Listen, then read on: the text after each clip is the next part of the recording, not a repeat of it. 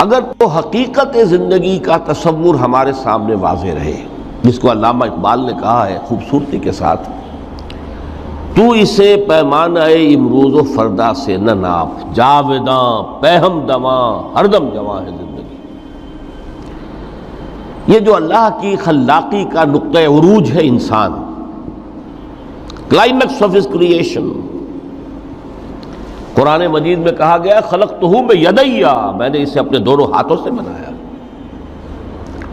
وَلَقَدْ كَرَّمْنَا بَنِي آدَمَ وَحَمَلْنَاهُمْ فِي الْبَرِّ وَالْبَحْرِ وَرَزَقْنَاهُمْ مِنَ الطَّيِّبَاتِ وَفَضَّلْنَاهُمْ عَلَى كَثِيرٍ مِّمَّنْ خَلَقْنَا تَفْضِيلًا۔ یہ اس کی شان ہے،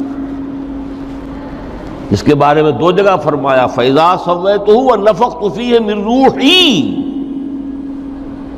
یہ روحی مرکب اضافی، خاص اللہ اپنی ذات کی طرف اس روح کو منسوب کر رہا ہے جو حضرت آدم میں پھونکی گئی، روحی، جب میں اس میں اپنی روح میں سے پھونک دوں فَقَعُوا لَهُ سَاجِدِينَ، تو گر پڑنا اس کے سامنے سجدے میں۔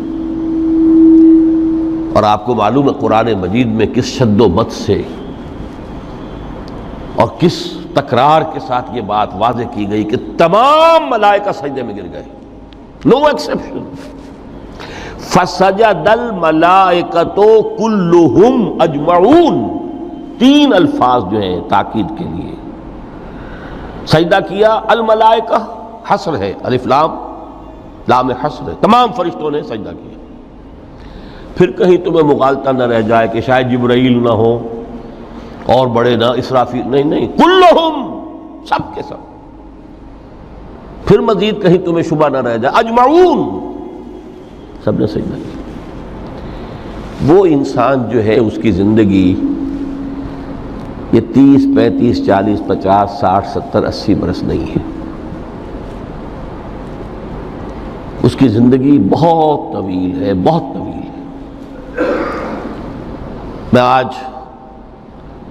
اس حیات انسانی کے دو پہلو تو وہ ہیں جو اکثر لوگوں کے علم میں ہیں، حیات دنیاوی یعنی دنیا میں پیدائش سے لے کر موت تک، یہ ایک وقفہ ہے۔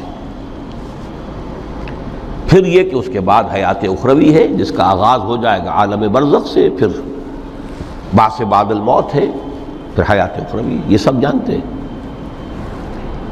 لیکن یہ کہ اس دنیا میں آنے سے پہلے بھی ہم ایک زندگی گزار آئے ہیں، اور بدقسمتی سے اس کا تصور بہت کم لوگوں کو حاصل ہے۔ اور عہد حاضر کے جو ریشنلسٹ قسم کے عقلیت زدہ میں کہتا ہوں انہیں، یا عقلیت گزیدہ، عقلیت سے ڈسے ہوئے لوگ، وہ ان چیزوں سے اباع کرتے ہیں، دور بھاگتے ہیں۔ ہماری پہلی تخلیق ہوئی تھی عالم ارواح میں، الارواح جنود مجندہ، لشکروں کے لشکر تھے۔ آدم سے لے کر آخری انسان جو دنیا میں پیدا ہوگا قیامت تک، سب کی ارواح عالم ارواح میں پیدا کر دی گئی۔ وہاں عہد لیا گیا الست بربکم قالوا بلا، کیا میں تمہارا رب نہیں ہوں، مالک نہیں ہوں؟ ہم سب نے عہد کیا تھا، کیوں نہیں؟ شہیدنا، ہم گواہ، یہ عہد الست۔ اور ظاہر بات ہے کہ عہد جو ہوتا ہے جب تک انسان کو اپنی ذات کا شعور نہ ہو، خود شعوری نہ ہو، آپ دنیا میں معاہدہ کرتے ہیں تو کہتے ہیں کہ بقائمی ہوش و حواس میں یہ عہد کر رہا ہوں، معاہدہ کر رہا ہوں، تو ظاہر بات ہے کہ اس وقت ہم تھے اور ہوش و حواس کے ساتھ تھے، خود شعوری کے ساتھ تھے، لیکن صرف ارواح تھی، جسد نہیں تھے۔ اور یہی ہے وہ مقام جس کے بارے میں حضور نے سے جب پوچھا گیا کہ متى وجبت لک النبوۃ یا رسول اللہ، اللہ کے رسول آپ کو نبوت کب ملی؟ تو آپ نے فرمایا والآدم بین الماء والطین، ابھی آدم کا حیولہ جو ہے ابھی گارا گوندھ ہی رہا تھا، پانی اور گارے کے درمیان ہی تھے آدم، کہ میں اس وقت بھی نبی تھا۔ عالم خلق کا ابھی آغاز نہیں ہوا، ابھی عالم ارواح میں بھی جو تمام ارواح ہیں وہ اپنی امتیازی شان کے ساتھ ہیں۔ روح محمدی صلی اللہ علیہ وسلم، جس سے اگر نور محمدی کہیں تو غلط نہیں ہے، اس لیے کہ ارواح کا جو مادہ تخلیق ہے وہ نور ہے۔ جیسے فرشتوں کا مادہ تخلیق نور ہے۔ مسلم شریف میں حضرت عائشہ صدیقہ رضی اللہ تعالی عنہ سے روایت موجود ہے، اللہ نے فرشتوں کو نور سے پیدا کیا۔ روح، فرشتے روح ہیں، ارواح ہیں، روح القدس، روح الامین، اور ارواح انسانیہ بھی روح ہے، یہ سب ان کا مادہ تخلیق نور ہے۔